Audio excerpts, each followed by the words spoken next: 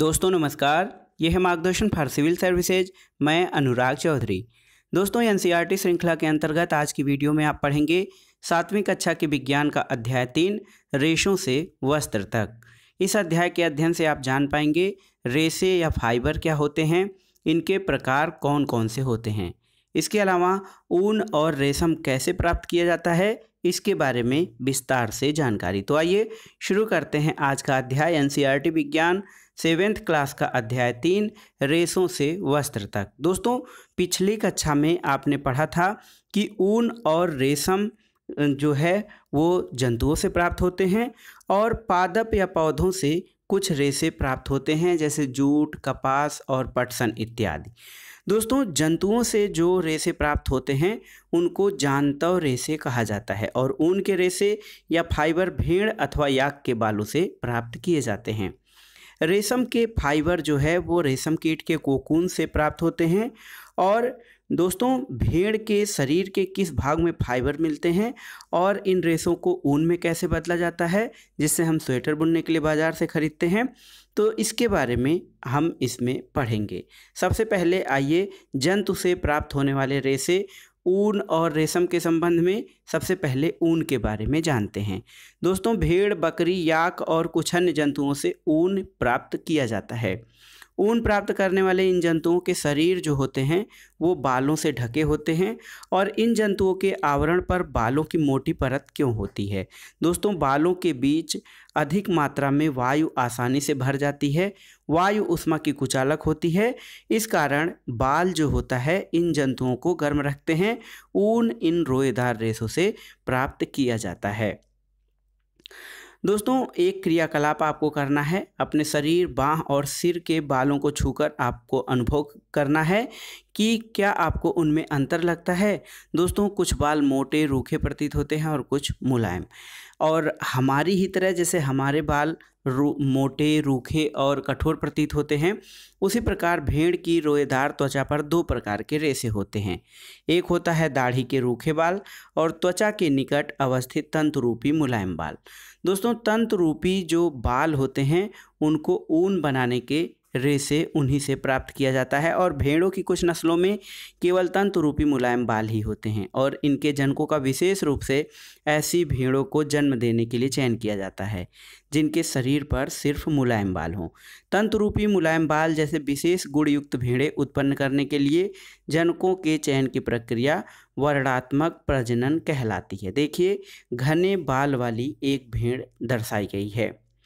दोस्तों ऊन प्रदान करने वाले जंतु कौन कौन से हैं, यानी किन किन जंतुओं से ऊन प्राप्त किया जा सकता है। हमारे देश के विभिन्न भागों में भेड़ों की अनेक नस्लें पाई जाती हैं। भेड़ों की ऊन ही ऊन का एकमात्र स्रोत नहीं है, लेकिन बाजार में जो सामान्य रूप से उपलब्ध ऊन होता है वो भेड़ द्वारा प्राप्त ऊन होती है। और याक की ऊन तिब्बत और लद्दाख में प्रचलित है। यहाँ पर देखिए याक का चित्र दिया गया है जिसका शरीर बहुत बड़े बड़े रोएदार बालों से ढका हुआ है। ये जो है पर्वतीय क्षेत्रों में या ऊंचे अक्षांशों पर पाए जाते हैं। तिब्बत और लद्दाख में याक की ऊन विशेष रूप से प्रसिद्ध है। इसके अलावा भेड़, याक के अलावा बकरी के बालों से भी ऊन प्राप्त की जाती है और अंगोरा ऊन जो है उसे अंगोरा नस्ल की बकरियों से प्राप्त किया जाता है। ये अंगोरा नस्ल की बकरियां जम्मू और कश्मीर के पहाड़ी क्षेत्रों में पाई जाती हैं और कश्मीरी बकरी की त्वचा के निकट मुलायम बार या फर होते हैं। इनसे बेहतरीन शालें बनाई जाती हैं जिनको कि पश्मीना शाल कहा जाता है। यहाँ पर देखिए एक अंगोरा बकरी है जो कि बहुत मात्रा में जो रेशों से लदी हुई है और उसके अलावा यहाँ पर एक सामान्य बकरी दिखाई गई है। दोस्तों ऊंट के बालों का उपयोग भी ऊन के रूप में किया जाता है। आपने जान लिया सबसे अधिक मात्रा में भेड़ का बाल, उसके बाद याक का बाल और फिर बकरियों का बाल ऊन के रूप में प्रयोग किया जाता है। यहाँ पर देखिए ऊंट दिखाया गया है। दक्षिण अमेरिका में पाए जाने वाले लामा और एल्पेका, लामा एक जीव है दोस्तों, दक्षिण अमेरिका में पाया जाता है, और एल्पेका, तो लामा और एल्पेका से भी ऊन प्राप्त होती है।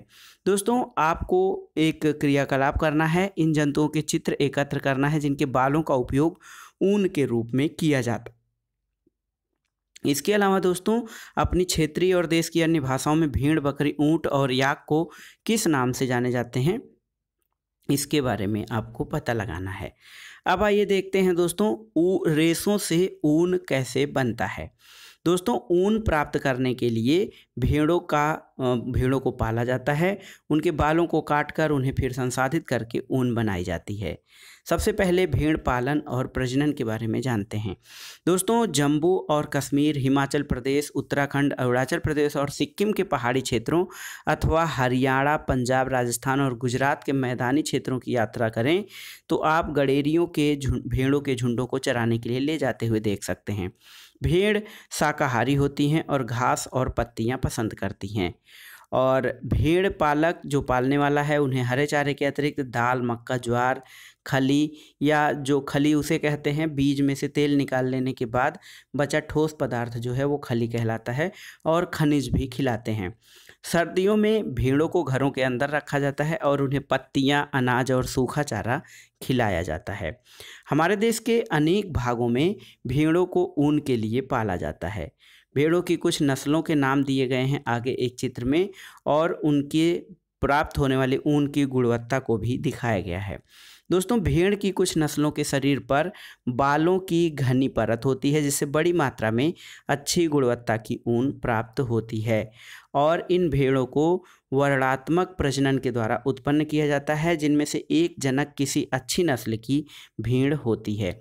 पाली गई भेड़ के शरीर पर बालों की घनी वृद्धि हो जाती है, तो ऊन प्राप्त करने के लिए उसके बालों को काट लिया जाता है। उसके बाद उन रेशों को संसाधित किया जाता है। और देखिए ऊन की कटाई जिसको कहते हैं, पहला चरण ये होता है कि भेड़ के बालों की त्वचा की पतली परत के साथ शरीर से उतार लिया जाता है। इसे ऊन की कटाई कहा जाता है। और भेड़ के बाल उतारने के बाद उसी प्रकार की मशीन का उपयोग किया जाता है जैसे नाई द्वारा बाल काटने के लिए प्रयुक्त किया जाता है। सामान्य रूप से देखा जाए तो बालों को गर्मी के मौसम में काटा जाता है ताकि भेड़ बालों के सुरक्षात्मक आवरण के न रहने पर भी जीवित रह सके। बाल ऊनी रेशे प्रदान करते हैं और इन्हीं ऊनी रेशों को संसाधित करके ऊन का धागा बनाया जाता है। ऊन उतारने के दौरान भेड़ को कोई विशेष कष्ट नहीं होता है, जैसे कि आपको बाल काटने अथवा आपके पिताजी की दाढ़ी बनवाने में नहीं होता है। दोस्तों त्वचा की सबसे ऊपरी परत वाली परत अधिकांशतः मृत कोशिकाओं से बनी होती है, और इसलिए जो है बाल काटते समय अत्यधिक या कष्ट नहीं होता है। इसके साथ ही भेड़ के बाल फिर से उग आते हैं, जैसे कि हमारे बाल उगते हैं। यहाँ पर देखिए भेड़ की ऊन उतारने की प्रक्रिया, टंकियों में अभिमार्जन, उसके बाद मशीन द्वारा अभिमार्जन और ऊन का धागा बनाया जाना, इन सारी प्रक्रियाओं को दर्शाया गया है। यहाँ देखिए एक चार्ट में भेड़ की नस्ल, ऊन की गुणवत्ता और वह राज्य जहाँ पाई जाती है उसका वर्णन दिया गया है। तो लोही नस्ल है दोस्तों भेड़ की, ये अच्छी गुणवत्ता की ऊन देती है, राजस्थान और पंजाब में पाई जाती है। रामपुर बुशायर ये भूरी ऊन प्रदान करती है, उत्तर प्रदेश और हिमाचल प्रदेश में है। नाली या नली प्रजाति ये गलीचे की ऊन प्रदान करती है, राजस्थान और हरियाणा तथा पंजाब में। बाखरवाल जो प्रजाति है ऊनी शाल के लिए, ये जम्मू और कश्मीर में पाई जाती है। मारवाड़ी मोटी रुक्ष, मोटी या खुरदुरी ऊन के लिए गुजरात में पाई जाती है, और पाटनवाड़ी होजरी के लिए ये गुजरात में पाई जाती है। दोस्तों ऊन को आपने जान लिया किस प्रकार से ऊन बनाया जाता है। देखिए संसाधित करने के लिए त्वचा सहित उतारे गए बाल को टंकियों में डालकर अच्छी तरह से धोया जाता है, जिससे कि उनकी गंदगी, चिकनाई, धूल और गर्त निकल जाए, और इस प्रक्रिया को अभिमार्जन कहते हैं। और आजकल ये जो अभिमार्जन या सफाईकरण का जो कार्य है इसे मशीनों द्वारा किया जाता है। तीसरा चरण होता है अभिमार्जन के बाद इनकी छटाई की जाती है, और चौथे चरण में इन बालों को सुखाया जाता है, जिससे पहले बालों में से छोटे छोटे कोमल और फूले हुए रेशों को निकाल लिया जाता है जो बर कहलाते हैं। ये वही बर होते हैं जो कभी कभी आपके स्वेटर पर एकत्रित हो जाते हैं। इसके बाद रेशों का पुनः अभिमार्जन करके उन्हें सुखा लिया जाता है और प्राप्त उत्पाद ही धागों के रूप में काते जाते हैं। पांचवें चरण में रेशों की विभिन्न रंगों में रंगाई की जाती है, क्योंकि भेड़ और बकरी की ऊन सामान्य रूप से काली, भूरी अथवा सफ़ेद होती है। इसके अलावा जो इसका अंतिम चरण होता है इसको रीलिंग कहते हैं। इन रेशों को सीधा करके सुलझाया जाता है और फिर लपेट कर उनसे धागा बनाया जाता है। लंबे रेशों को काटकर स्वेटर की ऊन के रूप में और अपेक्षाकृत छोटे रेशों को काटकर ऊनी वस्त्र बुनने में उपयोग किया जाता है। दोस्तों, ऊन हमारे देश में अनेक व्यक्तियों के लिए जीविकोपार्जन का महत्वपूर्ण साधन भी होता है, लेकिन छँटाई जो करने वाले लोग हैं उनका कार्य बहुत ही जोखिम भरा हुआ है, क्योंकि कभी कभी वे एंथ्रेक्स नामक जीवाणु द्वारा संक्रमित हो जाते हैं, जो कि एक घातक रक्त रोग का कारक है, जिसे सोल्टर्स रोग भी कहा जाता है। और किसी भी उद्योग में कारीगरों द्वारा ऐसे जोखिमों को झेलना व्यावसायिक संकट कहलाता है। व्यावसायिक संकट क्या है? तो ये आप इस ऊन की प्रक्रिया में जान लिए कि किस प्रकार से लोगों को इससे हानि होती है। ऊन के बाद आइए देखते हैं रेशम के बारे में। दोस्तों, रेशम या सिल्क जो होता है उसके रेशे भी जंतु से प्राप्त होते हैं, इसलिए इसे जांतव रेशा कहा जाता है। रेशम के कीट रेशम के फाइबर को बनाते हैं और रेशम प्राप्त करने के लिए रेशम के कीटों को पालन करना रेशम कीट पालन या सेरीकल्चर कहलाता है। दोस्तों, विभिन्न प्रकार के रेशम की साड़ियाँ और कपड़े बनाए जाते हैं। आइए देखते हैं रेशम के कीट का जीवन चक्र कैसा होता है। दोस्तों, मादा रेशम कीट अंडे देती है जिससे लार्वा निकलते हैं, जो कि कैटरपिलर, इल्ली या रेशम कीट कहलाते हैं। ये आकार में वृद्धि करते हैं और जब कैटरपिलर अपने जीवन चक्र की अगली अवस्था में प्रवेश करने के लिए तैयार होता है तो यह प्यूपा अथवा कोशित कहलाता है, जो अपने इर्द गिर्द एक जाल बुन लेता है। यह जाल उसे अपने स्थान में बने रहने में सहायता करता है। फिर यह अंग्रेजी संख्या के 8 के रूप में अपने सिर को एक सिरे से दूसरे सिरे तक ले जाता है और सिर की इस गति के समय कैटरपिलर जो है पतले तार के रूप में प्रोटीन से बना एक पदार्थ स्रावित करता है, जो कठोर होकर सूखकर रेशम का रेशा बन जाता है। जल्दी ही कैटरपिलर स्वयं को पूरी तरह रेशम के रेशों से ढक लेता है और प्यूपा बन जाता है और यह आवरण कोकून कहलाता है। कीट का इसके आगे का विकास कोकून के भीतर होता है और रेशम के कीटों का उपयोग रेशम के वस्त्र बुनने के लिए किया जाता है। दोस्तों, रेशम का मृदु रेशा जो है स्टील के तार जितना मजबूत होता है। यहाँ पर देखिए, यहाँ पर नर रेशम के कीट और मादा रेशम कीट का दिखाया गया है। शहतूत की पत्ती पर ये अंडे देते हैं, रेशम कीट बनता है और कोकून तथा कोकून में विकासशील कीट दर्शाया गया है। दोस्तों, रेशम का जो धागा होता है रेशम कीट के कोकून से प्राप्त रेशों से तैयार होता है। रेशम कीट अनेक किस्म के होते हैं जो एक दूसरे से काफ़ी अलग दिखाई देते हैं और उनसे प्राप्त होने वाला रेशम का धागा रुक्षता, चिकनाहट, चमक आदि में भिन्न भिन्न होता है। और रेशम की जो किस्में हैं टसर रेशम, मूंगा रेशम, कोसा रेशम और अन्य प्रकार के रेशम कई कीटों द्वारा काटे गए कोकूनों से प्राप्त किए जाते हैं। सबसे सामान्य रेशम जो होता है वो शहतूत रेशम कीट है। इस कीट के कोकून से प्राप्त होने वाला रेशम फाइबर जो होता है वो मृदु, चमकदार और लचीला होता है और इसे सुंदर रंगों से रंगा भी जा सकता है। रेशम कीट पालन अथवा रेशम कीट का संवर्धन भारत में बहुत ही प्राचीनतम व्यवसाय रहा है और भारत व्यावसायिक स्तर पर बहुत अधिक रेशम का उत्पादन करता है। दोस्तों, रेशम का टुकड़ा जो होता है आप उसको आसानी से पहचान सकते हैं और शहतूत रेशम, टसर रेशम, एरी रेशम और मूंगा रेशम आदि की पहचान आपको करनी है। दोस्तों, कृत्रिम या संश्लेषित रेशम और शुद्ध रेशम का एक एक धागा लीजिए। इन धागों को सावधानी से जलाइए। दोस्तों, उनके जलते समय गंध उत्पन्न होती है और उनमें अंतर होता है। इसके जलने की गंध कृत्रिम रेशम के जलने जैसी होती है अथवा शुद्ध रेशम जैसी।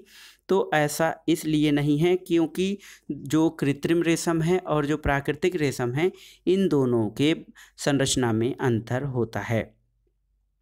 दोस्तों, यहाँ पर देखिए एक फोटो प्रतिलिपि से मादा रेशम कीट, उसके अंडे, उसके बाद यहाँ शहतूत की पत्ती खाते हैं, शहतूत की पत्तियों को खाते हुए लार्वा हैं और रेशम कृमि, और इसके बाद कोकून का निर्माण होता है। तो रेशम कीट पालन कोकून से रेशम तक जो प्रक्रिया है उसको आइए समझते हैं। रेशम प्राप्त करने के लिए रेशम कीट का पालन किया जाता है और उनके कोकून को एकत्र करके रेशम फाइबर प्राप्त किया जाता है। कोई मादा रेशम कीट एक बार में सैकड़ों अंडे देती है। अंडों को सावधानी से कपड़े की पट्टियों अथवा कागज पर संग्रहित करके रेशम कीट पालकों को बेचा जाता है। ये जो कीट पालक हैं ये अंडों को स्वास्थ्यकर स्थितियों, उचित ताप और आर्द्रता के अनुकूल स्थितियों में रखते हैं और अंडों को उपयुक्त ताप तक गर्म रखा जाता है जिससे अंडों से लार्वा निकल आए।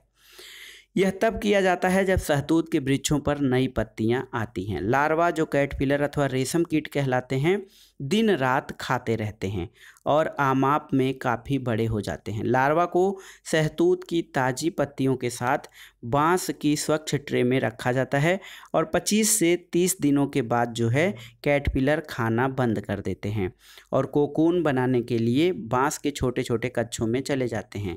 इसके लिए ट्री में छोटी रैक या टहनियाँ रख दी जाती हैं जिससे कोकून जुड़ जाते हैं। कैटरपिलर अथवा रेशम कीट कोकून बनाते हैं जिनके भीतर प्यूपा विकसित होता है। आइए देखते हैं रेशम का संसाधन किस प्रकार से रेशम की प्रोसेसिंग होती है। दोस्तों, रेशम फाइबर प्राप्त करने के लिए कोकूनों की बड़ी ढेरी का उपयोग किया जाता है।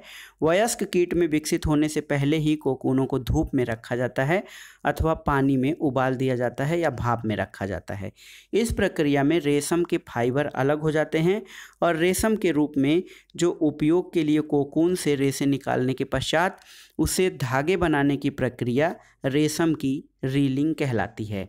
रीलिंग विशेष मशीनों द्वारा की जाती है जो कोकून में से फाइबर या रेशों को निकालते हैं।